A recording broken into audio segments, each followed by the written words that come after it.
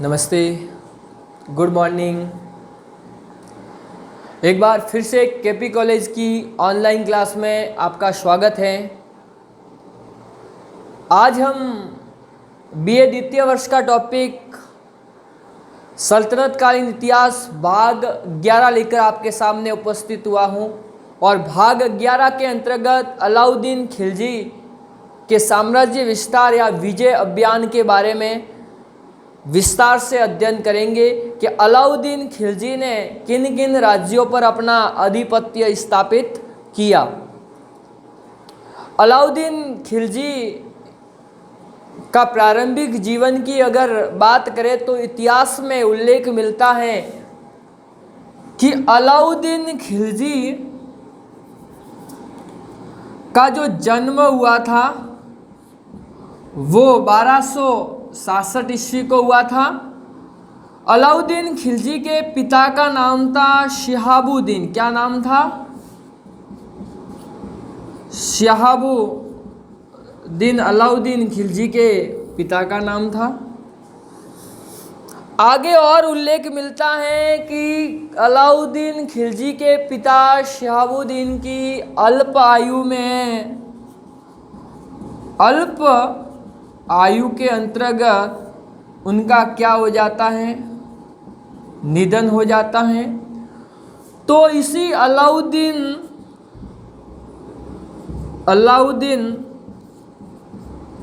खिलजी का जो लालन पालन है, लालन या पालन पोषण, लालन पालन उसके चाचा जलालुद्दीन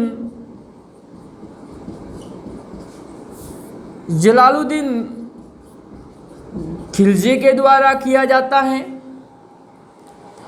आगे और उल्लेख मिलता है कि अलाउद्दीन खिलजी की शादी जलालुद्दीन, उसके चाचा जलालुद्दीन खिलजी की बेटी के साथ में होती है। अलाउद्दीन खिलजी जलालुद्दीन के समय कड़ा और शासक बनने से पहले वह कड़ा व मानकीपुर का सूबेदार था।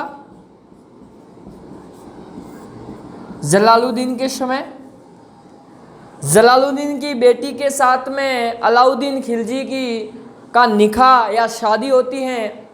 तो जलालुद्दीन उसका चाचा और ससुर दोनों था, ऐसा इतिहास में उल्लेख मिलता है।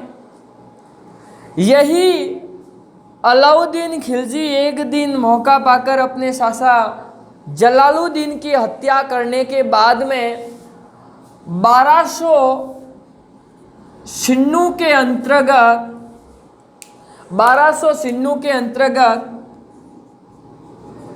बलबन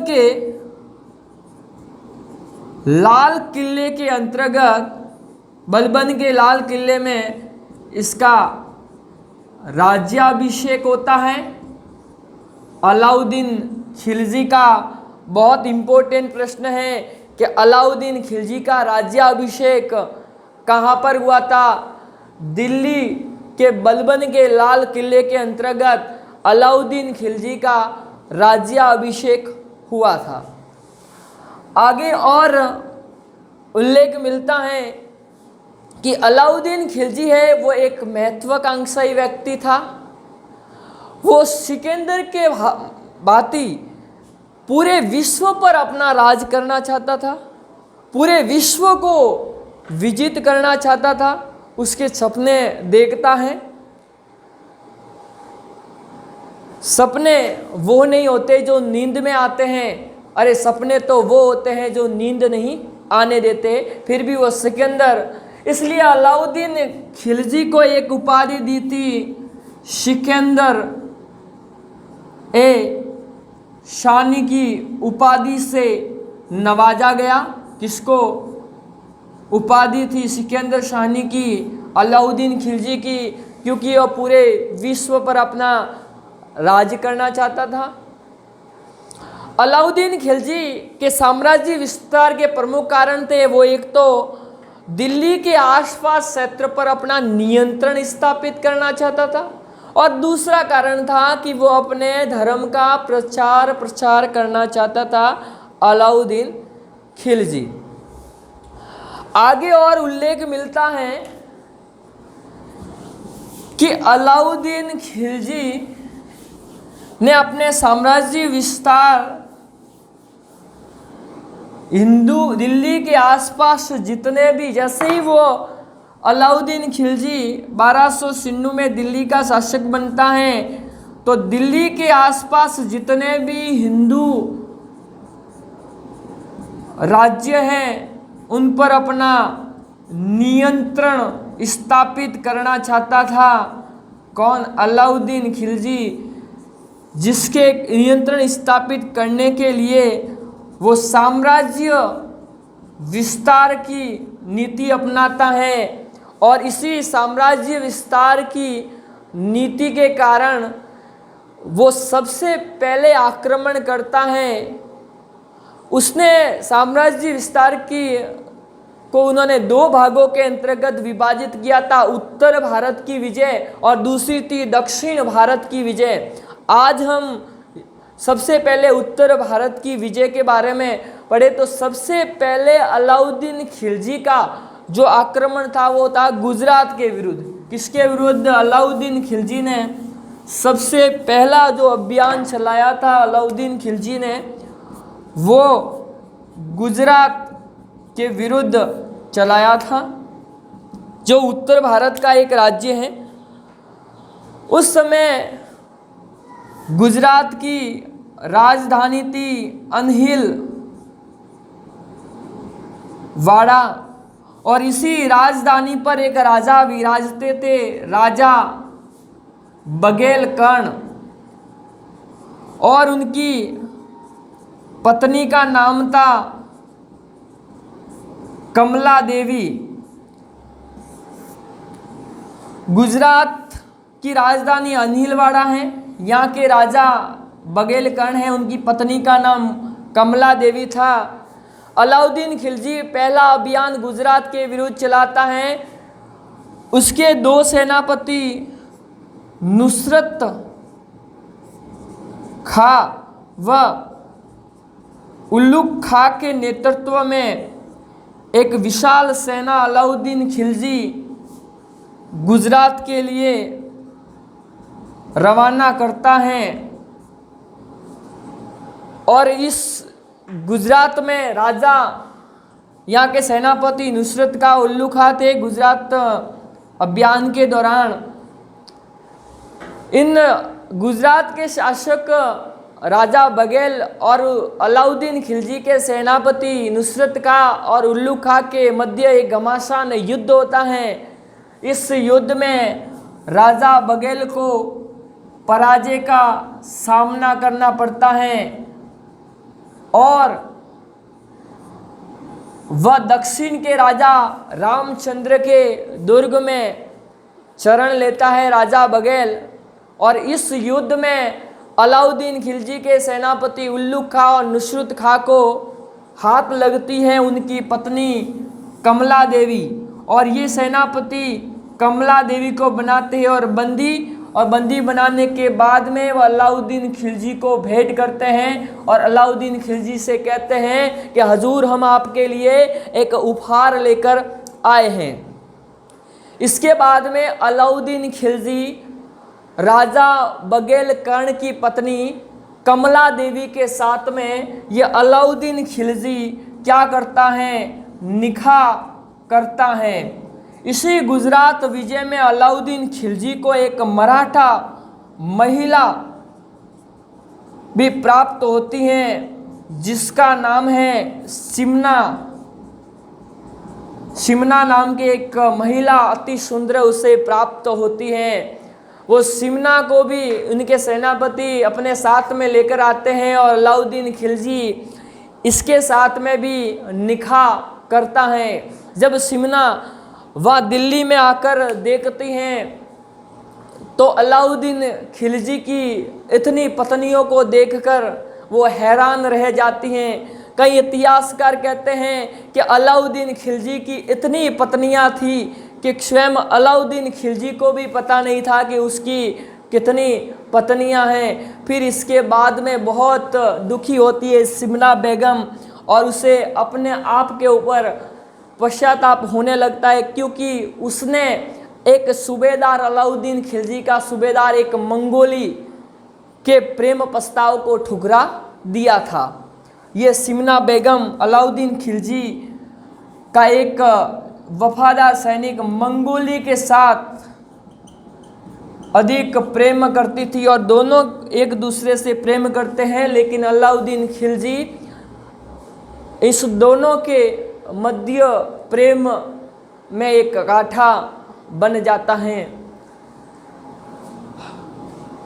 1299 के अंतर्गत अलाउद्दीन खिलजी के सेनापति नुसरत खां उल्लू खां के नेतृत्व में 1299 में गुजरात पर आक्रमण किया जाता है। इस आक्रमण में गुजरात के शासक बघेल खां को पराजय का सामना करना पड़ता है। हाथ लगती है उनकी पत्नी कमला देवी और इसी कमला देवी के साथ में अलाउद्दीन खिलजी उनके साथ में निकाह करता है और गुजरात पर अलाउद्दीन खिलजी का आधिपत्य स्थापित हो जाता है। इसके बाद में ये अलाउद्दीन खिलजी दूसरा आक्रमण राजस्थान के एक ऐतिहासिक दुर्ग रणथंभौर के ऊपर करता है।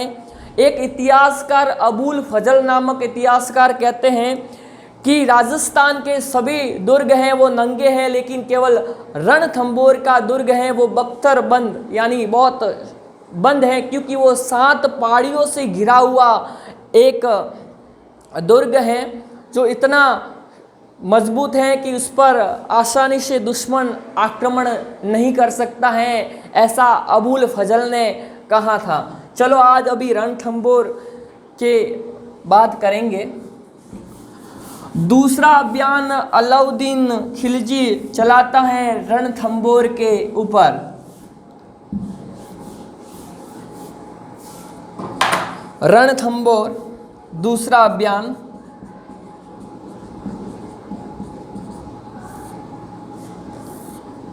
1301 में अलाउद्दीन खिलजी राजस्थान के सवाई माधोपुर जिले के अंतर्गत एक दुर्ग ऐतिहासिक दुर्ग है रणथंभौर दुर्ग पर 1301 में अलाउद्दीन खिलजी आक्रमण करता है। इस रणथंभौर दुर्ग पर उस समय जो राजा शासन करते हैं जिसका नाम है हमीर देव और उनकी रानी का नाम है रंग देवी।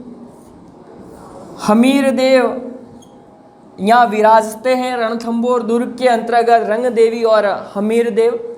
अलाउद्दीन खिलजी 1301 में सवाई माधोपुर के रणथंभौर दुर्ग पर आक्रमण करता है अपने सेनापति उल्लू खां और नुसरत खां के नेतृत्व में।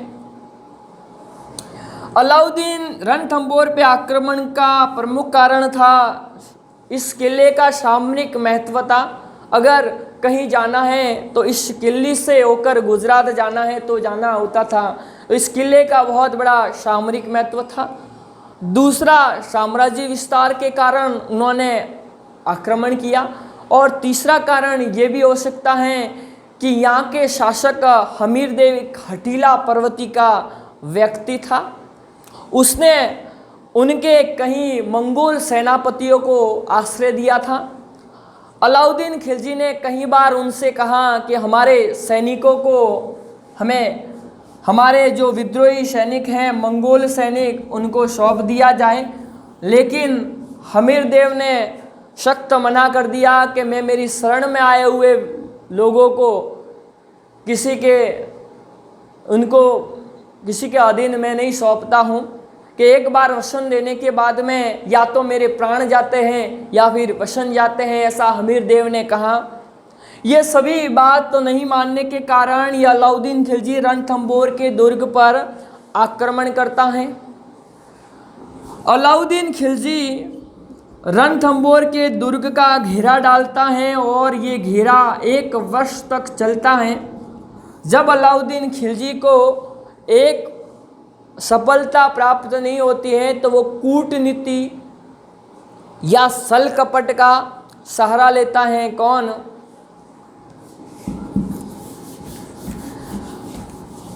इसी अलाउद्दीन खिलजी ने रणथंभौर पर क्या डाला? घेरा डाला।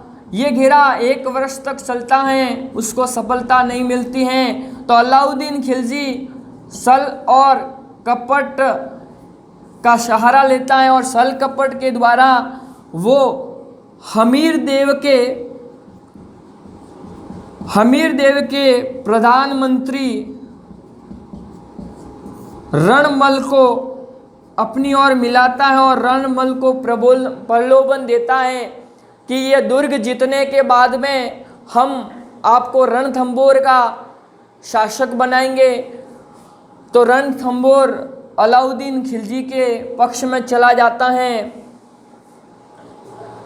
कुछ समय के बाद में रणमल की विश्वासघात करने के बाद हमीर देव केसरिया बाना धारण करते हैं, वहाँ के राजपूत शासक, और रंग देवी के नेतृत्व में सभी रणथंभौर की सभी महिला जौहर की जवालों में अपने प्राणों की आहुति देती हैं। या रणथंभौर में रंग देवी के नेतृत्व में शाखा हुआ था, जौहर हुआ था 1301 के अंतर्गत, और हमीर देव ने केसरिया बाना करके अलाउद्दीन खिलजी के साथ में घमासान युद्ध हुआ। इस युद्ध में हमीर देव लड़ते हुए वीर गति को प्राप्त हुए और रणथंभौर पर अधिकार हुआ अलाउद्दीन खिलजी का। किसका अधिकार हुआ?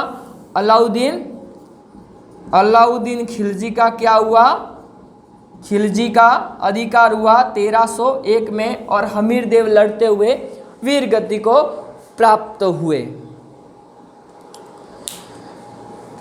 1301 के अंतर्गत अलाउद्दीन खिलजी राजस्थान के ऐतिहासिक दुर्ग रणथंभौर पर आक्रमण करते हैं। वहाँ के शासक हमीर देव लड़ते हुए वीर गति को प्राप्त होते हैं और उनकी रानी रंग देवी के नेतृत्व में जौहर की जवालों में अपने प्राणों की आहुति दे डालती हैं। और इसके बाद में रणथंभौर पर अलाउद्दीन खिलजी की विजय हो जाती है।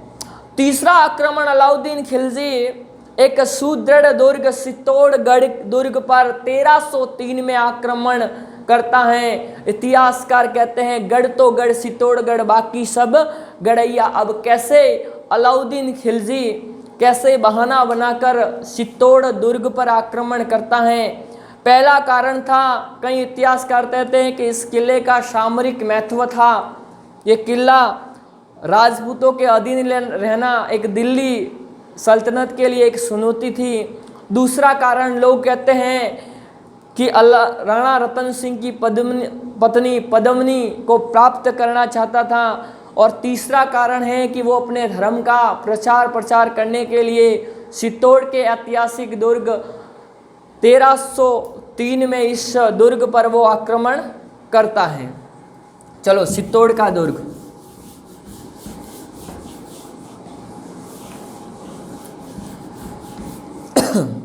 तीसरा आक्रमण अलाउद्दीन खिलजी का था, वो था चित्तौड़गढ़ दुर्ग पर। चित्तौड़गढ़ दुर्ग पर चित्तौड़गढ़ दुर्ग पर आक्रमण करने का प्रमुख कारण था कि यह किला एक सुदृढ़ दुर्ग था। उसका सामरिक दृष्टि से बहुत अधिक महत्व रखता था। तीसरा कारण था पद्मिनी को प्राप्त करना। ये सभी कारण से अलाउद्दीन खिलजी ने 1303 ईस्वी में चित्तौड़गढ़ पर आक्रमण करता है। कौन? अलाउद्दीन खिलजी। अलाउद्दीन खिलजी 1303 को एक विशाल सेना लेकर चित्तौड़गढ़ दुर्ग पर अभियान चलाता है। उस समय दिल्ली चित्तौड़गढ़ के जो शासक थे वो गुहिल वंश के शासक रावल रतन सिंह थे। कौन थे? रावल रतन सिंह थे।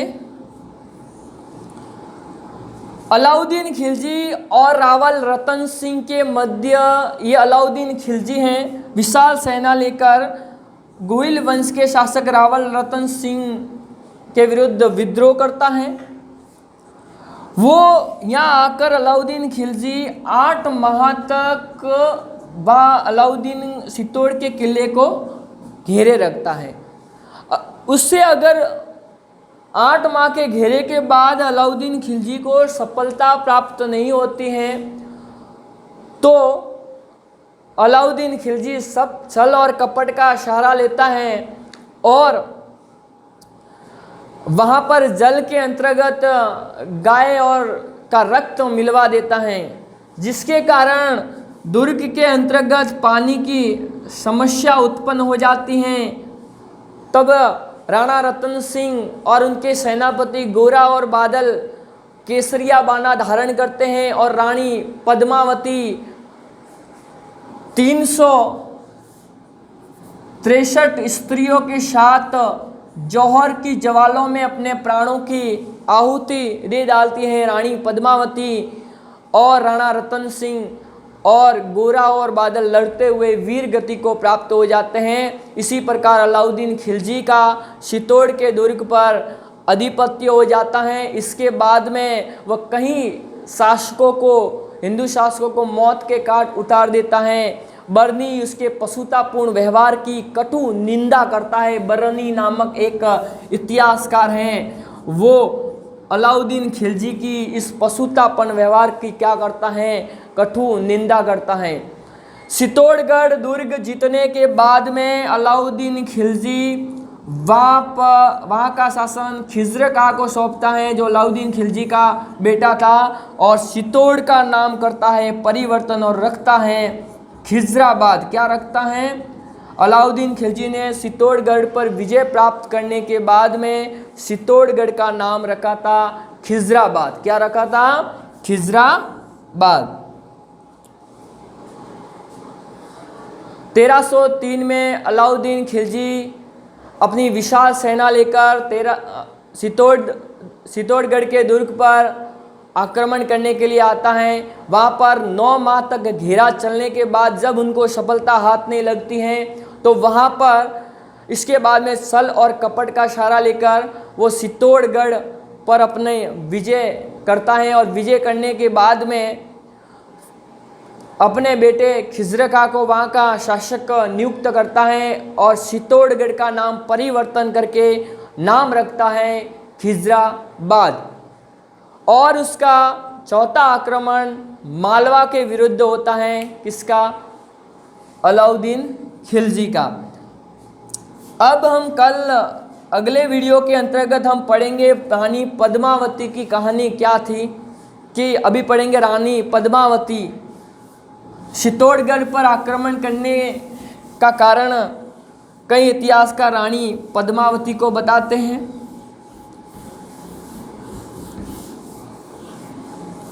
अगले वीडियो के अंतर्गत अपन देख लेंगे रानी पद्मावती। अब हम चौथा आक्रमण वो मालवा के विरुद्ध करता है अलाउद्दीन खिलजी। अलाउद्दीन खिलजी का जो चौथा आक्रमण था वो मालवा के विरुद्ध था। ये भी उत्तर भारत के अंतर्गत है। इस समय इस मालवा पर जिस शासक का राज था वो था मलक देव। ये मलक देव हैं, वे यहाँ पर विराजते थे, मालवा पर शासन करते थे। उनका एक सेनापति आप बोल सकते हैं, उनका एक सेनापति था मलक देव का सेनापति, जिसका नाम था कोखा। क्या नाम था? मलक देव का जो एक सेनापति हर्षंद, क्या नाम था? हर्षंद, जिसे कोखा के नाम से संबोधित किया जाता है। मालवा के शासक मलक देव हैं। सेनापति हर्षन है, जिसे कोखा के नाम से संबोधित किए जाते हैं। अलाउद्दीन खिलजी चित्तौड़गढ़ के विजय के बाद में 1305 में वो मालवा पर आधिपत्य या आक्रमण करने के लिए अपने सेनापति आयन मुल्क को भेजता। आयन मुल्क नामक एक सेनापति को मालवा के विरुद्ध भेजता है। यहाँ पर इस आयन मुल्क और मलक देव और उनके सेनापति के बीच में घमासान युद्ध होता है और इस युद्ध में ये दोनों व्यक्ति लड़ते हुए वीर गति को प्राप्त हो जाते हैं। दोनों वीर गति को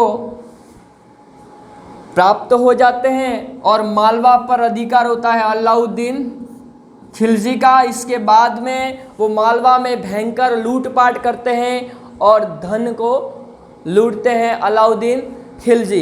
इसी प्रकार 4 राज्यों के ऊपर अलाउद्दीन खिलजी ने अपना आधिपत्य स्थापित किया। और कल हम पढ़ेंगे रानी पद्मावती की कहानी अगले वीडियो के अंतर्गत, और उसके और कौन से राज्य थे जैसे दक्षिण भारत के में विजय अभियान चलाया, इसके बारे में हम अगले वीडियो के अंतर्गत पढ़ेंगे। तब तक के लिए धन्यवाद। इस वीडियो के ऊपर अपनी प्रतिक्रिया ज़रूर दीजिएगा। धन्यवाद।